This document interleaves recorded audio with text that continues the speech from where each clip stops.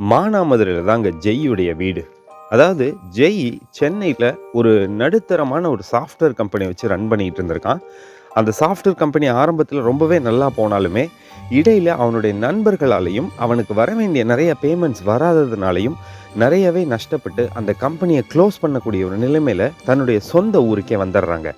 அப்படி வந்து கிட்டத்தட்ட ஒரு 1 வாரம் 10 நாள் அவனும், அவன் மனைவி, அவனுடைய 2 குழந்தைகள் எல்லாரும் அவனுடைய பூர்வீக வீட்ல தங்கியிருக்காங்க.